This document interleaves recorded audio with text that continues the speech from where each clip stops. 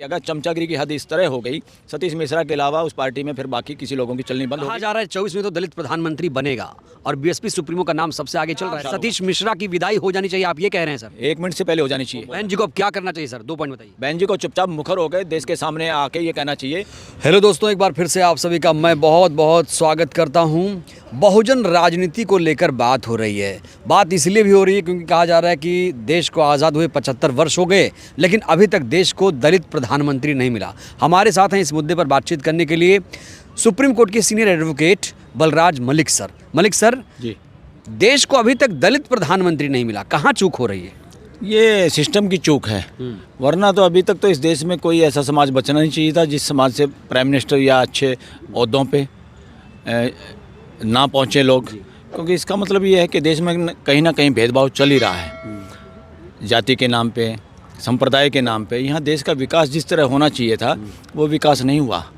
चंद highway बनने से या हाई स्पीड रेल चलने से, बड़े अस्पताल चलने से ये मतलब नहीं विकास हो गया। विकास पूरे शरीर का चाहिए, जैसे शरीर बीमारी से मुक्त होता है, पूरा शरीर स्वस्थ चाहिए।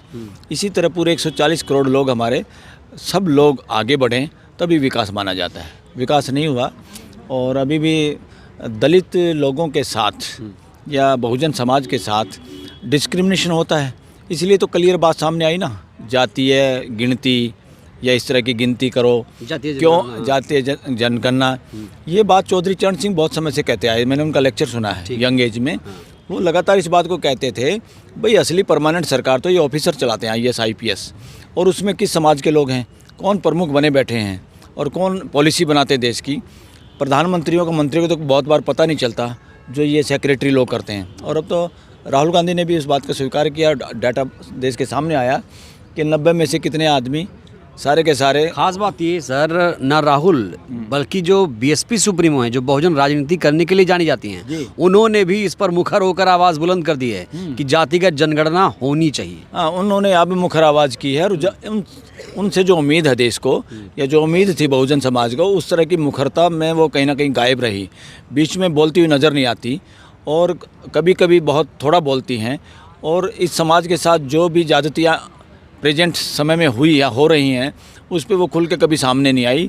और लोगों को ये लगता है, पूरे समाज में एक शंका जाती है, भाई क्या कारण है, ऐसे क्या डॉक्यूमेंट है, ऐसी क्या बातें हैं जो मायावती की जुबान नहीं खुल पा रही इस सरकार में, इस सत्ता के दौरान।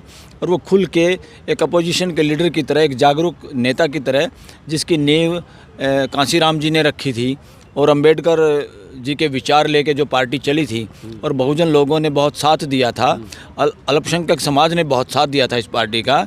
पता नहीं क्या हो गया, क्या जंग लग गया या क्या डर है, क्या भय है, ये पूरा समाज चिंतित है।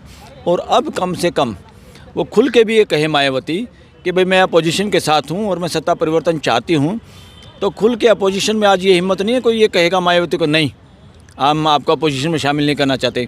उनका स्वागत करेगा, क्योंकि जनता की वो है, प्रेशर है इस वक्त अपोजिशन पे।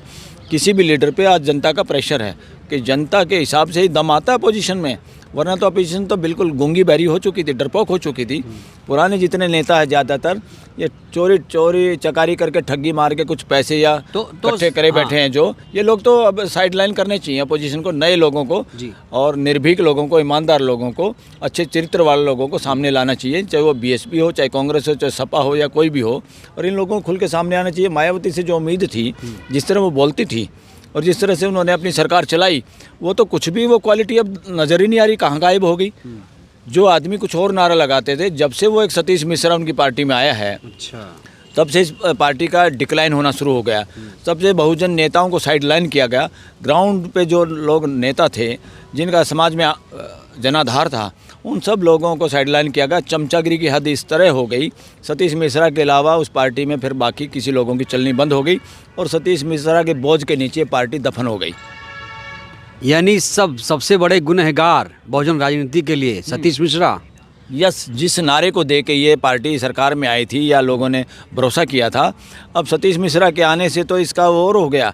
लोग इसको वो कहने लगे कि इसका वो क्या नाम है, वर्ण व्यवस्था के अनुरूप इसमें भी वर्ण व्यवस्था रूपी जहर घुल गया इस पार्टी में और उन्हीं लोगों का कब्जा हो गया जो वर्ण व्यवस्था को मजबूत करना चाहते हैं इस देश में। नहीं नहीं सर, कहा जाता है कि बहन जी अब कह रही हैं सर्वजन हिताय सर्वजन सुखाय, हाँ। इसीलिए हर जाति के लोगों को वो अपनी पार्टी में शामिल कर रही है। ये तो अच्छी बात है, इसमें कोई दो राय नहीं, हमें पूरे देश को साथ लेके चलना है। ठीक। मगर मेन चीज़ जो लोगों का दुख दर्द था वर्ण व्यवस्था के खिलाफ और उन लोगों के खिलाफ जो इस देश पे कब्जा किए बैठे हैं कुछ लोग, वो बात मैं जाति की नहीं कर रहा या मैं सांप्रदायिक बात नहीं करना चाहता। जी।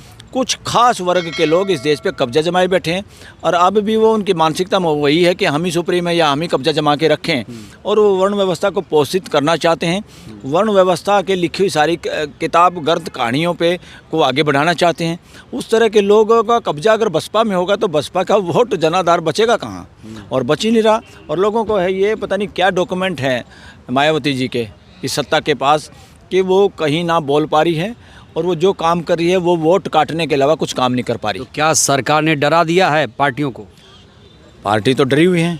पार्टी किससे बनती है? लोगों से बनती है, उनके पार्टी के नेताओं से, वर्करों से बनती है। अब जिन वर्करों का कब्जा पार्टी पे है और वही सारे के सारे अगर मान लो भ्रष्टाचार की दलदल वाले लोग हैं तो इनको तो साइड लाइन करना होगा। ऐसे बीमार पौधों को अलग खेत से करना होगा तभी क्या खेत आप खुशहाल होगा। सतीश मिश्रा की विदाई हो जानी चाहिए, आप ये कह रहे हैं सर? 1 मिनट से पहले हो जानी चाहिए। सतीश मिश्रा की वजह से कभी हो सकता है कुछ भला हो उसका, मगर सतीश मिश्रा को पार्टी में रखे नो प्रॉब्लम, मगर सतीश मिश्रा के हिसाब से चले पार्टी तो ये गड़बड़ है, इसीलिए तो ये हाल हो गया। अभी हाल ही में जब दानिश अली जी को निकाला गया तो सतीश मिश्रा जी का ही साइन था, राष्ट्रीय महासचिव हैं बस। उसको शर्म आनी चाहिए। दानिश अली के साथ जो हुआ उसको गले लगाने के बजाय तुमने उसको पार्टी से निकाल दिया। इससे तो पता चलता है कि सतीश मिश्रा या पार्टी सत्ता पक्ष के इशारे पे काम कर रही है।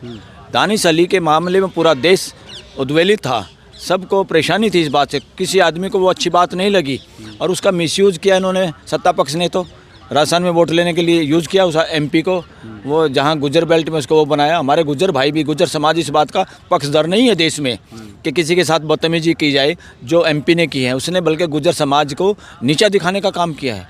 गुजर समाज ऐसा नहीं है, गुजर समाज न्यायप्रिय समाज है और उस पर साइन करके सतीश मिश्रा ने जो काम किया एक तरह से ऐसा काम किया जैसे सत्ता पक्ष से इशारा आया हो और सतीश मिश्रा के साइन हो गए हों। आप ये कह रहे हैं सतीश मिश्रा ही अब आरएसएस बीजेपी से मिलकर काम कर रहे हैं? हाँ, सत्ता पार्टी को कमज़ोर कर रहे हैं। अपोजिशन के काफ़ी नेता ऐसे हैं जिन्होंने भ्रष्टाचार से पैसा कमाया हुआ है, वो भय में हैं और दिन में पार्टी के चेहरे दिखाई देते हैं, रात को उसकी गोद में होते हैं सत्ता पक्ष की।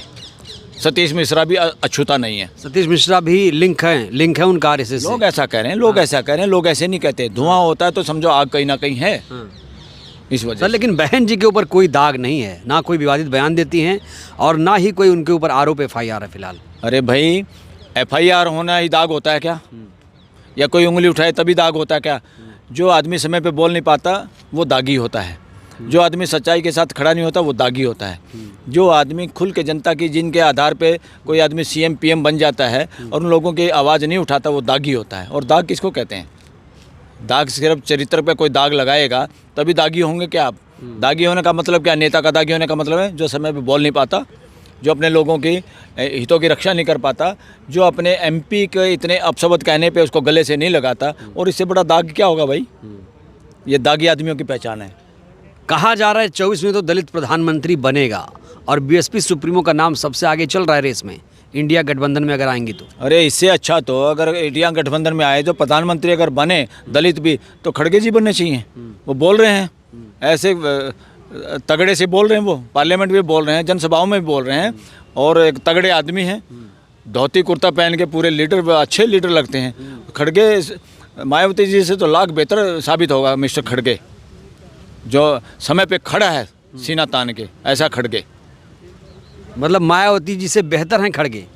आज के दिन हालात बता रहे भाई, जब समाज को बोलने की ज़रूरत है, लोगों के हितों की बात करने की ज़रूरत है, सत्ता पक्ष की निरंकुशता या तानाशाही के खिलाफ बोलने की हिम्मत जो दिखाएगा वही तो बनेगा, उसी को तो बनना चाहिए। सर एक चीज़ और, जो बोलता है वो भी बीजेपी के साथ है, जो नहीं बोलता है वो भी बीजेपी के साथ है। ओवैसी साहब को कहते हैं बीजेपी की बी टीम, मायावती जी को आप कह रहे हैं कि भाई वो कम बोलती हैं, उनको भी कहीं ना कहीं गाजर सत्ता पक्ष के साथ झुकी हुई हैं। तो डिसाइड कैसे किया जाए कौन है बी टीम? देखो, समाज पूरा डिसाइड कर लेता है। बोलने वाले को भी हम पहचानते हो किस तरह बोल रहा है, कौन सी भाषा बोल रहा है और कहाँ बोल रहा है।